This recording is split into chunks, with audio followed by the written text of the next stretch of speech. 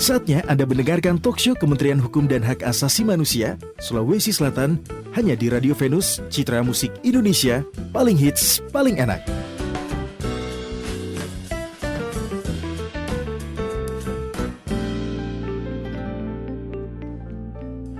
Sebelah 7,6 FM Venus Citra Musik Indonesia, paling hits paling enak. Kembali di Masuk Pagi, kali ini edisi spesial Jumat 25 Februari 2022. Kita di talk show bersama Kementerian Hukum dan HAM wilayah Sulawesi Selatan, yang kali ini kembali diwakili oleh dua orang luar biasa yang menjadi narasumber kita. Yang pertama saya mau menyapa dulu ini untuk Bapak Dr. Rais Rahman SSTP MSI. Selamat pagi Pak. Selamat pagi Mas Haki, Mas Rizal. Gimana hari ini Pak? Luar biasa? Alhamdulillah luar biasa. Kabarnya baik, sehat ya. Sehat. Bersama Pak Rais juga sudah hadir di studio, ada Bapak Dr. Haji Abdul Muiz SHMH. Selamat pagi Pak. Pagi. Kabarnya gimana Pak? Alhamdulillah sehat walafiat. Semoga para pendengar Venus demikian pun. Ya amin. Rumah nggak ada yang banjir ya? Nggak ada ya? Alhamdulillah. Tapi ini menarik ya, karena ini sangat untuk tema kita kali ini, materi talkshow kita kali ini sangat luar biasa dan mudah kita jumpai di tengah masyarakat yang mungkin lekat dengan kehidupan sosial bermasyarakat gitu. Tapi yang penting yang harus diketahui adalah ada regulasi di dalamnya, khususnya untuk tema kita kali ini mengenai peran Badan Kesatuan Bangsa dan Politik atau Kesbangpol dalam pembinaan organisasi kemasyarakatan Ormas. Nah, saya izin ke Pak Rais dulu kalau begitu Pak. Ya. Ini mau tahu dulu mungkin untuk masyarakat awam yang belum terlalu paham dengan fungsi dan tugas gitu. Kesbangpol. Ya. Biasa kita dengar tapi belum terlalu familiar. Ini ngapain kerjanya gitu, tugasnya apa? Ya. Silakan Pak Rais. Baik, terima kasih Mas Haki. Jadi Badan Kesatuan Bangsa dan Politik adalah salah satu organisasi perangkat daerah yang membantu Gubernur, Bupati, Wali Kota dalam menyelenggarakan tugas-tugas pemerintahan umum. Dan salah satu tugas pemerintahan umum itu adalah menjaga keamanan, ketertiban masyarakat, termasuk mengurusi yang namanya organisasi kemasyarakatan atau ormas. Ya. Nah, itu tugas dari Badan Kesatuan Bangsa dan Politik. Terkait dengan keormasan ini, regulasi yang kita gunakan adalah Undang-Undang Nomor 17 Tahun 2013 tentang organisasi kemasyarakatan, yang selanjutnya sering populer disebut dengan ormas. Ormas. Ya. Jadi ormas ini didirikan dan dibentuk oleh masyarakat secara sukarela. Ya, Oke. Jadi betul-betul adalah bentukan sukarela dari masyarakat berdasarkan kesamaan aspirasi, kehendak, kebutuhan, kepentingan, kegiatan dan tujuan untuk berpartisipasi dalam pembangunan. Jadi demi tujuan negara Kesatuan Republik Indonesia. Ya, jadi sangat mulia sekali tujuan dari pembentukan organisasi kemasyarakatan ini, diharapkan seperti itu. Nah, visi misinya juga jelas, punya visi misi yang sama begitu. Siap. Apalagi beberapa tahun terakhir ini istilah ormas kayaknya lagi naik daun gitu ya. Iya. Dengan beberapa kasus yang terjadi di masyarakat kita, istilah ormas itu jadi tambah lekat gitu di masyarakat. Tapi untuk secara total sendiri nih Pak Rais, di Indonesia atau mungkin khususnya di Sulawesi Selatan, jumlah ormas yang tercatat ini mencapai berapa? Iya, yang tercatat ya. Jadi terdata kalau gitu. Yang terdata itu berarti yang mendaftarkan dirinya kepada pemerintah. Nah, ini yang kami data. Oke. Nah, karena dalam Undang-Undang Ormas, meskipun tidak ada kewajiban untuk ormas untuk mendaftarkan ke pemerintah, tetapi ada konsekuensi ketika mereka tidak mendaftarkan. Oh gitu. Ya, salah satu konsekuensinya ketika tidak mendaftarkan kepada pemerintah, maka tidak ada kewajiban pemerintah untuk memberikan layanan kepada ormas yang bersangkutan. Apa layanan-layanan itu pembinaan itu yang kita maksud dengan pembinaan. Ya, mungkin nanti akan ada, bisa kita adakan pemberdayaan ormasnya, kemudian kita bisa memberikan pemberian hibah, peningkatan kapasitas dan seterusnya. Itu layanan yang disiapkan pemerintah, tetapi catatannya harus terdaftar di pemerintah. Nah, saat ini di Sulawesi Selatan yang terdata oleh Badan Kesbangpol Provinsi Sulawesi Selatan itu, kita punya ormas sebanyak 273 ormas di Sulawesi Selatan. 2 tahun lalu, Mas Haki, Marizal, kita hampir 900 ormas di Sulawesi Selatan. Itu yang luar biasa banyaknya. Terdata. Oke. Iya, itu Bisa menyusut Pak Rais? menyusut karena begini. Iya. Jadi dari 900 ke 273 ini ternyata faktornya ada masalah. Jadi ormas, pemaknaan ormas oleh beberapa komunitas itu terlalu luas. Iya. Sehingga walaupun sebenarnya hanya sebagai kelompok masyarakat, dia juga menganggap dirinya ormas. Oke. Sehingga ikut seperti contohnya kelompok tani. Ah. Kelompok tani ini kan sesungguhnya adalah dikategorikan kelompok masyarakat. Tetapi karena ada kebutuhan untuk mendapatkan bantuan dari pemerintah dan kebetulan pemerintahnya juga mensyaratkan terdaftar, memiliki surat keterangan terdaftar di pemerintah, maka menguruslah mereka sebagai ormas. Padahal sebenarnya meskipun surat keterangan terdaftarnya tidak sebagai ormas, tetap juga bisa mendapatkan bantuan dari pemerintah. Ya karena sesungguhnya kelompok tani kita ini bukan dikategorikan sebagai ormas. Dia adalah kelompok masyarakat, atau komunitas petani gitu. Iya, begitu. Mungkin bisa diluruskan dulu ya Pak Rais ya. Sebenarnya untuk definisi ormas itu sendiri seperti apa sih? Apakah kita misalnya saya sama Rizal tahu-tahu pengen bikin perkumpulan pria-pria berkumis misalnya ya, berjenggot. Iya. Apakah itu bisa disebut ormas atau memang ada definisi khusus baru boleh dikategorikan sebagai ormas? Jadi kalau di Undang-Undang 17 2013 tadi sudah saya sampaikan. Ormas itu didefinisikan adalah organisasi yang dibentuk secara sukarela oleh masyarakat. Jadi minimal 3 orang. Minimal 3 orang. Iya, jadi 3 orang sudah boleh keanggotaan. Iya, keanggotaannya. Ya, lalu kemudian bisa memiliki kesamaan tujuan, aspirasi, kebutuhan. Lalu mereka ingin kemudian berkontribusi dalam proses pembangunan. Iya. Jadi ada fungsi-fungsi sosial, ada fungsi-fungsi ingin berguna untuk orang banyak gitu berguna ya. untuk orang banyak. Jadi bedanya di situ. Kadang ada komunitas atau kelompok masyarakat yang hanya untuk melayani kebutuhan sendiri saja. Hanya sekedar nongkrong-nongkrong misalnya.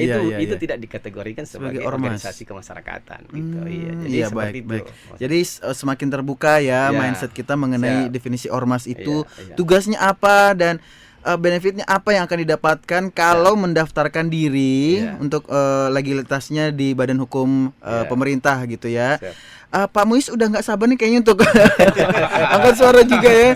Saya akan membahas mengenai tugas dan fungsi notaris terkait PMPJ ini bersama Pak Muiz nantinya, dan lebih detail lagi, lebih jelasnya lagi tentang PMPJ itu apa sih sebenarnya ya kan. Dan Pak Rais juga masih punya tugas nih untuk menjelaskan bentuk-bentuk pembinaan apa saja nih yang pemerintah akan berikan kepada ormas yang tercatat gitu ya. Makanya tetap bersama kami di Talkshow bersama kantor Kementerian Hukum dan HAM wilayah Sulawesi Selatan.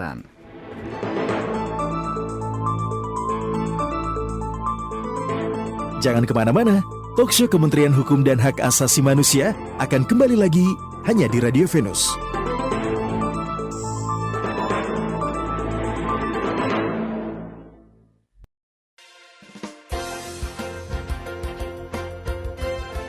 Kembali lagi di Talkshow Kementerian Hukum dan Hak Asasi Manusia hanya di Radio Venus.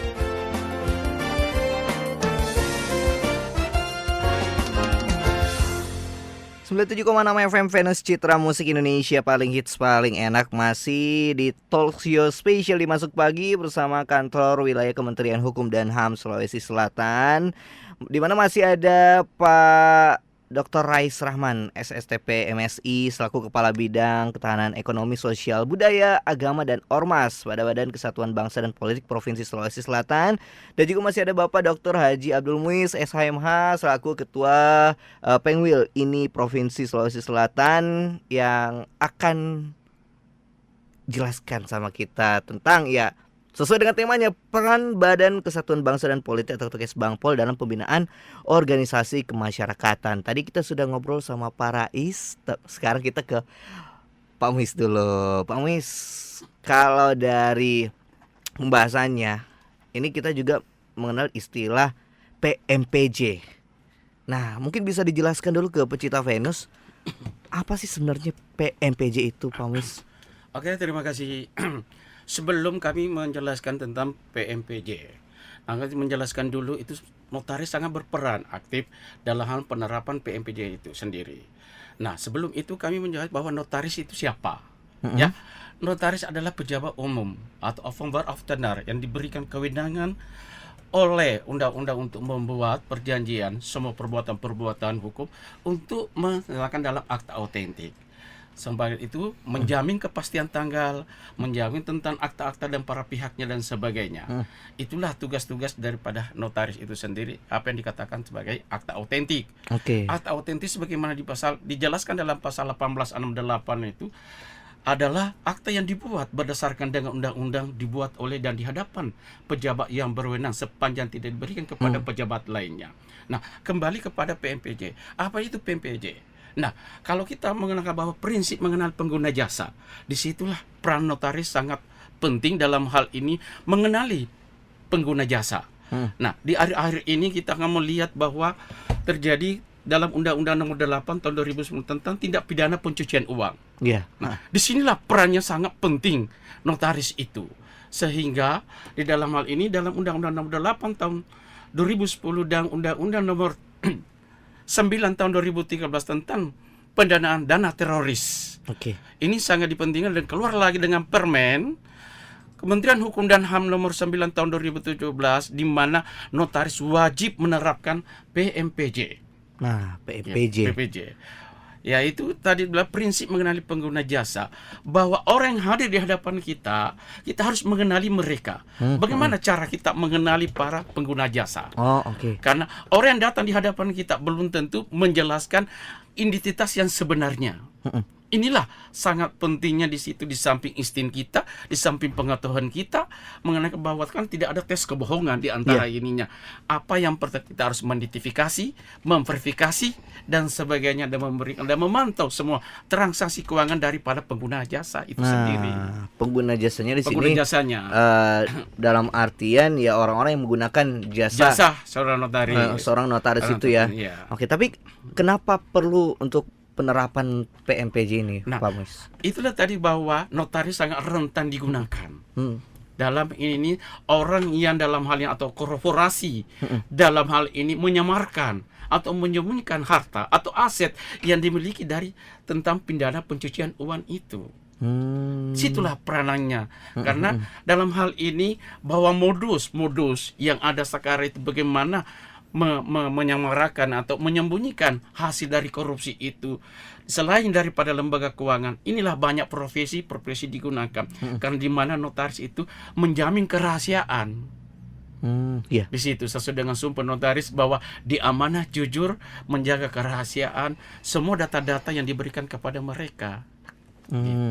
Tapi memang untuk penerapan PMPJ sendiri ini jadi satu satu kesatuan tersendiri untuk para notaris dan tentunya dengan pengguna jasanya itu sendiri. Apalagi kalau kita melihat kondisi negara Indonesia saat ini yang memang kalau Pak Muis katakan tadi perlu untuk penerapan PMPJ, Pak ya. Nah, kalau untuk regulasinya sendiri, Pak Muis, terkait dengan penerapan PMPJ bagi notaris itu seperti apa? Dalam undang-undang dalam Undang-Undang Nomor 8 tahun 2014 perubahan dari Undang-Undang Nomor 30 2004 tentang peraturan jabatan notaris tidak diatur tentang penerapan PMPJ. Tetapi ada diatur dalam Undang-Undang Nomor 8 tadi 2010 dan Undang-Undang Nomor 9 tahun 2013 ya dalam hal ini tentang pidana pencucian uang dengan pendanaan dana teroris. Kemudian dipertegas dari Kementerian Hukum dan HAM, yaitu permennya dalam hal ini Permen nomor 9 tahun 2017 di pasal 2-nya sangat jelas mengatakan notaris wajib menerapkan itu PMPJ bagi pengguna jasa dalam hal ini. Di samping itu juga kita mengenal sekarang ini Indonesia adalah merupakan negara G20. Namun dalam hal ini Indonesia belum bisa masuk dalam suatu organisasi yaitu Financial Action for itu. Karena kenapa? Di Indonesia dalam hal ini masih banyak orang-orang menyamarakan korporasi dalam hal ini menyembunyikan hartanya ini menggunakan dengan ini. Maka keluarlah keputusan Presiden nomor 13 dalam hal ini 2018 yang mengatakan bahwa dalam Kepres keputusan Presiden itu dia menyatakan bahwa notaris harus menggunakan pemilik manfaat, beneficial ownership. Kenapa? harus seperti itu. Karena banyak yang datang dalam hal ini tidak masuk dalam struktur akta. Tetapi pemilik manfaat ini di luar bersebaran di mana-mana dan bisa mengendalikan. Apa yang dimaksud dengan pemilik manfaat itu? Yang mengendalikan ya perusahaan korporasi itu, dalam hal ini bisa memberhentikan, bisa mengangkat direksi, bisa mengangkat komisaris, baik pembina dalam hal ini dan pengawas daripada yayasan. Itulah daripada ininya, sehingga keluarlah Kepres tersebut gitu loh. Nah, jadi apa ya, kalau istilah prinsip mengenali pengguna jasa ini, ya notaris harus pintar-pintar melihat kliennya berarti ya Pak ya. Iya. Ya, pintar-pintar bagaimana jangan sampai ini adalah dalam bentuk tindak pidana pencucian uang atau pendanaan terorisme dan sebagainya. Berarti ada kaitannya dengan bagaimana notaris mengurusi ormas atau organisasi kemasyarakatan yang mungkin ya kita tidak tahu ormas ini dari mana dan tujuannya apa. Nah, kalau dari Pak Rai sendiri, bentuk peranan pemerintah dalam pembinaan ormas itu seperti apa Pak? Kalau misalnya tadi dari Pak Mui sendiri dikatakan tentang bagaimana mengenali prinsip penerapan, mengenali pengguna jasa. Kalau dari pemerintah provinsi seperti apa Pak? Iya, baik. Jadi ada keterkaitan yang sangat kuat sebenarnya antara proses pembinaan ormas dengan peran notaris khususnya dalam penerapan PMPJ tadi. Iya. Jadi seperti ini, setiap ormas jadi diharapkan untuk mendaftarkan dirinya dan dalam pembentukannya itu, pembentukan ormasnya selalu berdasarkan akte pendirian difasilitasi oleh notaris. Iya. Nah, di sini mungkin keterkaitannya. Jadi ketika mereka mau membentuk sebuah ormas, maka mereka akan akte pendiriannya ormasnya itu akan dilakukan difasilitasi oleh notaris. Dan disitulah penerapan PMPJ tadi mungkin yang akan dibahas oleh Pak. Nah, kami setelah mereka memiliki akte pendirian dari notaris, maka mereka mendaftar kepada pemerintah. Bagi yang mau mendaftar, sekali lagi. Nah, bagi yang akan mendaftar, karena ormas ini jenisnya ada dua, ada ormas berbadan hukum dan ada ormas yang tidak berbadan hukum, maka jalur pendaftarannya juga dua. Ya, untuk ormas yang berbadan hukum, maka mendaftarkan ormasnya kepada Kementerian Hukum dan HAM, atau ini yang disebut dengan layanan AHU-nya. Oh iya. Ya. Kemudian untuk ormas yang tidak berbadan hukum, maka mendaftarkan pada Kementerian Dalam Negeri dan akan dikeluarkan yang namanya surat keterangan terdaftar atau SKT Kemendagri. Prinsipnya sama, ya, bahwa menjadi legitimasi pemerintah terhadap keberadaan ormas. Cuma karena jenisnya ada dua, ada berbadan hukum jalurnya ke Kemenkumham, yang tidak berbadan hukum ke Kementerian Dalam Negeri yang difasilitasi oleh Badan Kesatuan Bangsa dan Politik. Tergantung fungsionalnya ya. Jadi pilihannya kepada ormasnya. Kalau mau menjadi ormas berbadan hukum, daftarkan diri Anda kepada Kemenkumham. Kalau ormas tidak berbadan hukum, memilih untuk tidak berbadan hukum, maka mendaftarkan dirinya pada Kementerian Dalam Negeri yang difasilitasi oleh Badan Kesatuan Bangsa dan Politik provinsi dan kabupaten kota. Iya. Seperti itu. Jadi memang ada pilihan tersendiri ya. Untuk sebenarnya tujuannya untuk biar bisa diketahui keberadaannya. Betul, Pak. Betul. Terlepas dari apakah dia organisasi berbadan hukum atau tidak berbadan hukum. Iya. Emang fungsinya kemana Pak kalau misalnya dia berbadan hukum dan tidak berbadan hukum? Iya, kalau ormas berbadan hukum itu bentuknya ada dua, perkumpulan dan yayasan. Perkumpulan dan yayasan. Kalau di luar itu berarti dia adalah ormas yang tidak berbadan hukum. Nah, jadi itu. Kenapa ada berbadan hukum dan tidak berbadan hukum? Karena yang berbadan hukum ini akan ada tujuan-tujuan untuk mengembangkan usaha di dalam ormasnya. Ya, jadi harus mendaftarkan melalui Kementerian Hukum dan HAM. Ya, jadi diterbitkan pengesahan badan hukumnya oleh Kementerian Hukum HAM. Kalau tidak berbadan hukum, diterbitkan surat keterangan terdaftar oleh Kementerian Dalam Negeri. Gitu. Jadi pilihannya kembali kepada ormasnya. Iya. Gitu. Mau berbadan hukum? Tidak berbadan hukum, siap. Ya. Oke. Nah, kalau misalnya dari ormasnya sendiri sudah memilih bahwa ini adalah organisasi kita tidak berbadan hukum atau berbadan hukum. Nah, setelah itu pelaksanaan pemberdayaan kegiatan ormas ini seperti apa Pak? Baik, jadi setelah mendaftarkan dirinya, baik yang berbadan hukum maupun tidak berbadan hukum, maka pengurus ormasnya punya kewajiban sama, Pak. Iya. Setelah mendaftar baik Kemenkumham maupun Kemendagri wajib untuk melaporkan keberadaan organisasinya kepada pemerintah daerah. Iya, provinsi dan kabupaten kota melalui Badan Kesbangpol. Nah, kita selama ini karena kalau yang tidak berbadan hukum difasilitasi langsung oleh Kesbangpol, maka tidak wajib melaporkan karena kita memang sudah dari awal memfasilitasi. Tetapi yang mendaftarkan dirinya melalui Kemenkumham, itulah yang kita fasilitasi mereka melapor. Supaya apa? Supaya kita ketahui di pemerintah daerah bahwa ternyata mereka sudah mendaftarkan dirinya ke Kemenkumham. Ini apa itu tadi? Maksudnya adalah untuk diketahui, kemudian bisa dilakukan pembinaan dan juga ada fungsi pengawasan ormas yang dilakukan oleh pemerintah. Ya, pemerintah daerah. Jadi ormasnya diawasi, Mas Rizal. Tetap diawasi, aktivitasnya diawasi karena jangan sampai ada aktivitas-aktivitas yang dianggap melanggar aturan-aturan ataupun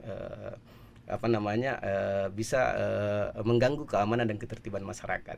Kira-kira begitu. Termasuk ada evaluasi juga kalau begitu. Ada evaluasi kinerja terhadap ormas. Jadi kan begini, kita punya kewajiban seperti tadi yang di awal. Ketika mereka mendaftar, maka pemerintah punya kewajiban untuk melakukan pembinaan. Nah, setelah melakukan ketika kita melakukan pembinaan, tentu kita terus mengevaluasi kinerjanya. Ya, misalnya kita lakukan pembinaan, pemberdayaan ormas, kita berikan bantuan hibah untuk ormasnya agar bisa eksis. Misalnya. Kemudian kita juga misalnya meningkatkan kapasitas kelembagaannya. Kemudian kita juga meningkatkan kapasitas SDM-nya, pemerintah lakukan. Nah, setelah itu tentu kita berharap ada kinerja positif dari proses pembinaan yang kita lakukan. Nah, itulah yang kita sebut dengan mengevaluasi kinerjanya. Evaluasi kinerjanya ya. Itulah yang saat ini untuk sementara, dan ini kita masih konsolidasi dengan Kemenkumham. Saat ini fokus pembinaan dalam arti evaluasi ini kita kepada organisasi yang tidak berbadan hukum yang menjadi kewenangan Kemendagri. Karena Kemendagri ini dengan pemerintah daerah kan sebagai satu induk pemerintahan, ya sebuah jaringan pemerintahan yang langsung ya. Kemenkumham juga pemerintahan tetapi tidak langsung. Tapi kalau Kemendagri memang dengan pemerintah daerah itu adalah jalur koordinasinya langsung. Jalur koordinasi langsung ya. Siap, ya. Jadi untuk sementara ini evaluasi kinerja kita fokuskan kepada ormas yang tidak berbadan hukum yang mendaftarkan dirinya ke Kemendagri melalui instrumen yang namanya pengukuran indeks kinerja ormas setiap tahun. Nah, itu ada instrumennya, Mas Rizal. Jadi kita sudah lakukan 2 tahun terakhir dan alhamdulillah respon teman-teman sudah cukup bagus dan dari situ kita banyak dapat sekali informasi.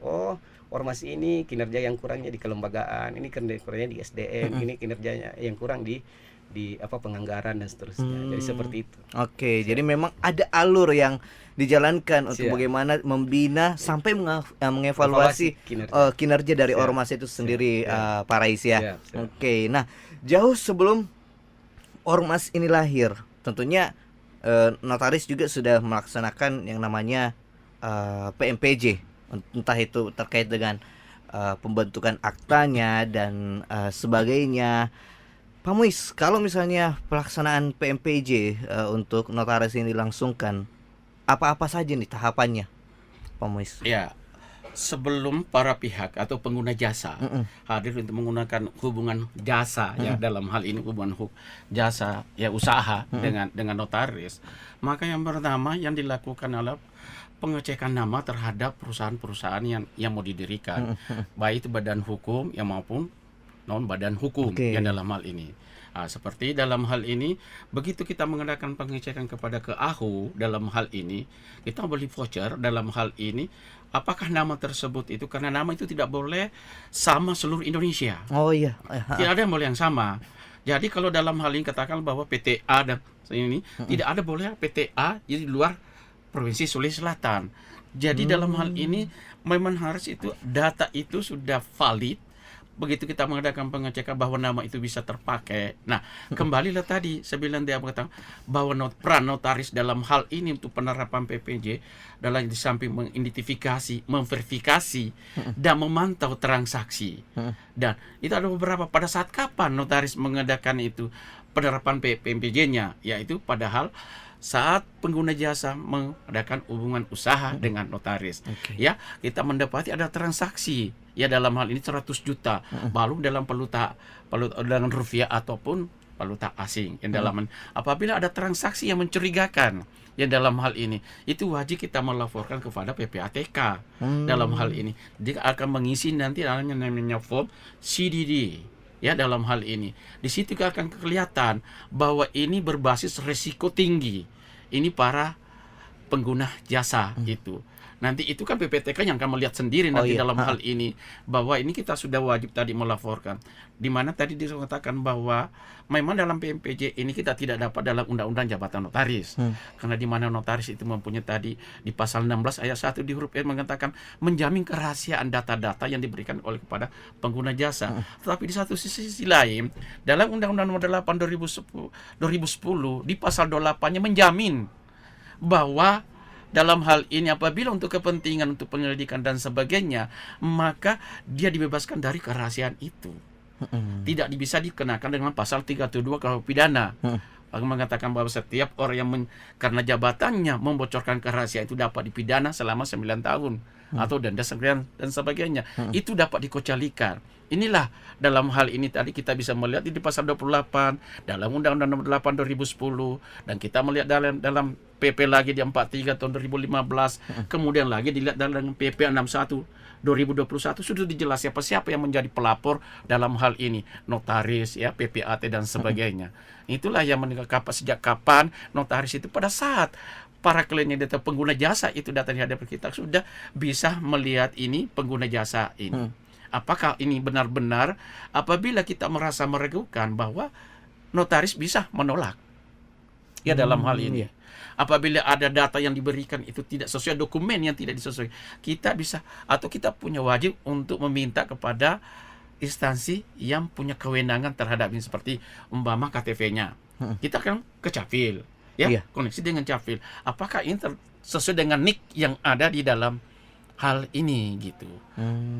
Iya, jadi memang dari tahapan awal saja itu sudah langsung verifikasi. Langsung diverifikasi termasuk transaksi verifikasi. Termasuk transaksi di dalamnya Pak Mus ya. Tadi kita mengatakan bahwa transaksi kalau memakan 100 juta walaupun dalam bentuk ataupun dalam hal ini kita sudah melihat risiko-risiko tinggi itu. Kita bisa menelisir bagaimana untuk mengisi dan tadi dengan form CDD-nya. Oke. Kan. Nah, ini menarik pecinta Venus karena kita sudah masuk dalam tahap verifikasi, entah itu dari segi pendaftaran perusahaan dengan prinsip PMPJ, ataupun nanti juga kita akan ke Pak Rais tentang bagaimana bentuk evaluasi dari ormas itu sendiri. Kita akan lanjutkan di sesi terakhir. Kayaknya ini yang paling seru sebentar di sesi terakhir ya, Pak Rais dan Pak Muiz. Kita akan kembali lagi pecinta Venus semuanya, jangan kemana-mana, tetap di Talk Show bersama Kantor Wilayah Kementerian Hukum dan HAM Sulawesi Selatan.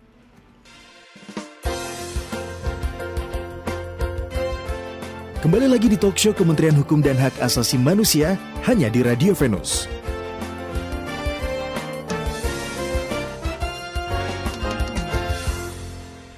Masih di 97,6 FM Venus Citra Musik Indonesia, paling hits, paling enak. Masih di Talk Show bersama Kantor Kementerian Hukum dan HAM Wilayah Sulawesi Selatan. Itu yang benar, Zaki. Kita juga masih membahas tentang peran Badan Kesatuan Bangsa dan Politik atau Kesbangpol dalam pembinaan organisasi kemasyarakatan atau ormas. Masih ada Pak Rais, masih ada Pak Muiz juga. Masih semangat Pak ya? Masih aman ya. Oke. Nah, tadi kita sampai pembahasan tentang bagaimana kalau misalnya dari hasil evaluasi kinerja dari ormas itu sendiri ternyata ada kinerja atau ada evaluasi buruk dari organisasi kemasyarakatan itu. Nah, sebagai apa ya istilahnya pengayom ya, itu apa tindakan yang dilakukan Pak Rais? Oke, baik. Jadi sebagai pembina ormas dalam yang khususnya melakukan pengawasan dan melaksanakan evaluasi kinerja ormas, output dari pengawasan ini, hasil pengawasan ya kita bisa merekomendasikan untuk tindakan-tindakan yang bersifat sanksi bagi ormas yang melakukan pelanggaran. Ya, jadi yang dilarang kita harus ketahui dulu juga teman-teman pencinta Venus juga harus tahu bahwa ormas yang dilarang ini yang dilarang dari ormas ini adalah menggunakan nama, lambang, bendera atau simbol organisasi yang mempunyai persamaan pada pokoknya atau keseluruhan dengan negara dengan nama, lambang, bendera atau simbol organisasi gerakan separatis atau organisasi terlarang. Nah, itu tidak boleh. Kemudian, Contoh mungkin ya, Pak? contoh misalnya menggunakan lambang-lambang misalnya yang kita anggap sebagai simbol-simbol separatis, seperti misalnya Palu Arit misalnya, yang selama ini dikenal oleh masyarakat kita sebagai logo daripada atau lambang daripada partai terlarang di Indonesia. Nah, itu tidak boleh. Kemudian yang kedua, melakukan kegiatan separatis yang mengancam keutuhan NKRI. Kemudian yang ketiga, menganut dan mengembangkan serta menyebarkan ajaran atau paham yang bertentangan dengan Pancasila. Ini yang paling prinsip ini. Nah, ini paling berbahaya ini. Nah, itu yang kita jaga. Nah, ketika beberapa pelanggaran ini dilakukan ataupun ada 1-2 dari pelanggaran ini dilakukan, maka dalam Undang-Undang 17 tahun 2013 ada sanksi yang diberikan. Ya, ada sanksi administratif. Kemudian ada juga dalam bentuk peringatan tertulis, ada penghentian kegiatan dan pencabutan surat keterangan terdaftar atau pengesahan badan hukum dari Kemenkumham. Itu yang paling tertinggi itu. Dibubarkan. Iya. Itu yang paling tinggi ya. Tapi kalau misalnya kayak macam seperti peringatan dan sebagainya, itu berarti masih ada kesempatan Pak ya untuk ormas itu sendiri. Masih ada harapan lah. Ya, ada pembinaan lah. Ada pembinaan tersendiri pembinaan selanjutnya untuk itu. dari pemerintah. Oke. Nah, jadi sudah jelas Pecinta Venus bahwa bagaimana mulai dari pembinaan sampai evaluasi dari ormas itu sendiri yang dijalankan oleh Kesbangpol. Termasuk juga ternyata untuk pengawasan ormas asing juga masuk Pak ya. Masuk ya. Jadi kita juga berdasarkan Permendagri nomor 56 tahun 2017 tentang pengawasan ormas di lingkungan Kemendagri dan pemerintah daerah, kita diberi mandat, gubernur, bupati, wali kota diberi mandat untuk mengawasi juga ormas asing. Jadi ada ormas-ormas asing kita yang beraktivitas di negara Republik Indonesia ini. Nah, itu aktivitasnya tetap di dalam pengawasan pemerintah dan pemerintah daerah khususnya. Iya, jadi itu tetap kita awasi aktivitasnya. Jangan sampai memang ada ormas-ormas asing yang melakukan aktivitas yang dilarang, yang kami sebutkan tadi. Iya. Sekalipun dia organisasinya misalnya berbadan hukum dari contoh dari negaranya, atau memang dia posisinya organisasi internasional dan sebagainya. Beraktivitas biasanya mereka bekerja sama dengan ormas yang ada di Indonesia. Iya, betul. Yang beraktivitas bersama. Kegiatan-kegiatan sosial banyak, sangat banyak gitu. Dan itu memang tetap di bawah pengawasan harus semuanya. Diawasi oleh pemerintah dan pemerintah daerah. Kalau misalnya ada hal-hal yang melanggar juga dari situ, apakah langsung penindakannya juga sama seperti ormas seperti biasa? Ya, penindakannya ya kita akan rekomendasikan untuk dievaluasi keberadaannya. Ya, jadi aktivitasnya kita bukukan, lalu kemudian nanti akan dilakukan tindakan penghentian daripada aktivitas ormas yang memang dianggap melanggar. Ya, jadi meskipun dia ormas asing. Ya. Yang penting terbukti bahwa melanggar larangan-larangan tadi. Yang penting ada unsur pelanggaran, prit sudah. Siap. Kena semprit ya. Oke. Nah, kalau gitu sudah jelas dari Pak Res tentang bagaimana penanganan dari ormas, bagaimana proses pembinaan itu sendiri dan bagaimana perannya intinya ya, berperan untuk mengawasi organisasi kemasyarakatan atau ormas. Nah, saya ke Pak Muis lagi. Lanjut soal proses verifikasi atau tahapannya. Kalau sudah dilakukan verifikasi, tentunya dilakukan pemantauan Pak ya. Pemantauan bahkan sampai pelaporan ya. Pelaporan. Oke. Apa tindakan kalau misalnya ternyata memang terbukti dari penerapan PMPJ ini ada hal-hal yang dalam tanda kutip tidak wajar Pak Muis? Ya. Kalau dalam dia kan kita melihat ketidakwajaran, ya kita harus melihat dari profesinya, ya apa profesi dari orang pengguna jasa tersebut. Itu kan dia telah mengisi dengan formnya itu CDD-nya, ya itunya kan tinggal PPATK menindaklanjuti dalam hal ini. Notaris wajib saja menyampaikan kan sebagaimana katakan bahwa apa sih peran notaris dalam PMPJ. Wajib untuk melaksanakan itu. Karena dalam hal ini notaris itu rentang digunakan, disalahgunakan dalam hal ini profesi orang atau korporasi berlindung dalam kerahasiaan daripada notaris, jabatannya notaris. Sehingga itu sangat peran dalam hal ini bukan mulai dari transaksinya mencurigakan ya. Transaksi 100 juta saja yang dalam bentuk rupiah ataupun dalam bentuk aset itu kan harus kita mengetahui dan sebagainya. Ditelusuri Pak ya. Ditelusuri dengan ini deposito dan efek dan sebagainya. Apabila ada yang mencurigakan, maka kita kan harus menyampaikan bahwa dalam hal ini ada transaksi. Nah, bagaimana akibatnya kalau notaris tidak menerapkan sistem PMPJ? Ini dapat kena sanksi. Notaris kena sanksi, yaitu sanksi administratif. Dalam hal ini, itu nanti ada namanya majelis dalam hal ini, majelis pengawas notaris, di mana majelis pengawas notaris ini terbagi adalah MPD, ya, ada majelis pengawas daerah dan ada majelis pengawas wilayah dan ada majelis pengurus pusat. Dalam hal ini akan memutuskan dalam hal ini apakah sanksinya berupa administrasi, dalam hal ini berupa teguran atau dengan lisan. Atau dengan pemecatan, tidak dengan hormat dalam hal ini. Nah, jadi memang ada ketentuan tersendiri juga ya dalam hal ini. untuk, harus menerapkan PPJ. Wajib dalam ini kan sebagaimana dalam peraturan menteri ya tadi mengatakan nomor 9 2017 di pasal 2-nya itu jelas bahwa wajib untuk menggunakan PMPJ dalam hal ini. Oke, artinya ya dari notarisnya sendiri yang harus tahu tentang bagaimana tahapannya. Tahapannya. Termasuk formulir-formulir yang formulir ini memang sudah ada, formulir tinggal diisi oleh. Nah, itu yang biasa kesalahannya kalau terlalu memberikan ke bawah gitu. Gitu. Iya. Jadi notarisnya memang harus dalam hal ini terjun dalam hal ini, menyampaikan ini Pak, ini harus diisi kolom-kolomnya. Ini kira-kira berisiko tinggi atau tidak. Kalau berisiko rendah kita pakai dengan skala-skala yang juga yang biasa. Tapi kalau risiko tinggi kita menggunakan klasifikasi yang ada itu tadi kita harus terapkan dalam hal ini. Berarti ada yang form yang diisi ada sama klien, ada yang diisi sama notaris. Dalam hal ini. Oke, jadi memang ya tergantung ke pemahaman dari notaris itu sendiri dan klien itu sendiri, Pak ya. Mungkin ada hal-hal yang mau disampaikan kepada teman-teman notaris atau mungkin klien-klien yang untuk bagaimana menerapkan prinsip PMPJ ini, Pak Muiz. Oke. Saya hanya menghimbau kepada teman-teman yang ada di Sulawesi karena ini masih belum ada kesepahaman ya dalam hal ini.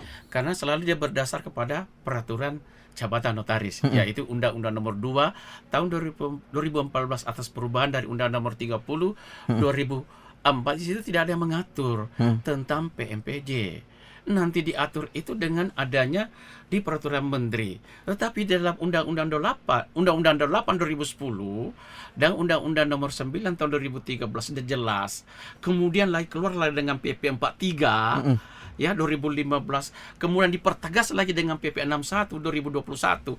Di situ dijelaskan pihak pelapor adalah notaris atau PPAT, akuntan dan sebagainya. Banyak sekali ada beberapa profesi-profesi yang di luar lembaga keuangan. Karena kenapa? Dampak yang dilakukan ini, dampak terhadap ini pelanggaran-pelanggaran korporasi dalam hal ini pemilik manfaat, umpama kita mengatakan pemilik manfaat ini menggunakan jasa profesi ini, bahkan itu melewati batas yurisdiksi. Gitu. Ini sangat rentang itu digunakan oleh notaris karena notaris dikatakan bahwa ya menjamin kerahasiaan. Nah, di satu sisi memang dalam Undang-Undang Jabatan Notaris itu di pasal 16 huruf ayat 1 di huruf F mengatakan menjalankan jabatan dengan amanah, seksama dan menjaga kerahasiaan. Gitu. Dalilnya di situ. Dari situ dia kan gitu. Tapi di satu sisi dia mengatakan bahwa harus dilaporkan. Nah, di situ ininya. Konteks maka memang harus ada sinergitas antara PPATK dan Kementerian Hukum dan HAM dengan pihak notaris sendiri. Mari kita sama-sama terus bersosialisasi tentang PMPJ ini. Oke, kalau gitu terima kasih Pak Muiz. Terakhir juga dari Pak Rais, ada yang mau disampaikan untuk Ormas yang mungkin saat ini jadi pantauannya atau jadi binaannya? Siap. Jadi pada kesempatan ini kami ingin menyampaikan kepada seluruh ormas yang beraktivitas di wilayah pemerintahan Sulawesi Selatan, mari saya kira peran-peran ormas ini kita harus tingkatkan, apalagi di masa pandemi COVID-19 seperti ini kita butuh kebersamaan. Ya, mari bantu pemerintah mari menjadi mitra strategis pemerintah dalam turut serta menyelesaikan pandemi ini. Iya. Ya, bantu kami untuk mensosialisasikan prokes, ya, protokol kesehatan, kemudian kontribusi terhadap upaya-upaya pengawasan dalam pembangunan juga, tetapi kemudian juga bisa berkontribusi dalam jalannya roda pemerintahan di Sulawesi Selatan. Nah, itu himbauan kami kepada teman-teman. Mari kita berkontribusi positif, ya. Dan saya kira momentum ini sangat baik untuk mengajak seluruh ormas-ormas kita yang ada di Sulawesi Selatan. Saya kira itu. Baik, kalau gitu terima kasih Pak Rais, terima kasih Pak Muiz untuk waktunya yang hadir di talk show di Masuk Pagi, tentunya dengan tema peran Badan Kesatuan Bangsa dan Politik atau Kesbangpol dalam pembinaan organisasi kemasyarakatan atau ormas, persembahan kantor Kementerian Hukum dan HAM wilayah Sulawesi Selatan. Terima kasih sekali lagi Pak, sukses untuk sukses selalu ke depannya, dan amin. kita akan kembali lagi pecinta Venus. Jangan kemana-mana, tetap di Masuk Pagi. Terima kasih sudah mendengarkan talkshow Kementerian Hukum dan Hak Asasi Manusia Sulawesi Selatan. Hanya di Radio Venus, Citra Musik Indonesia, paling hits, paling enak.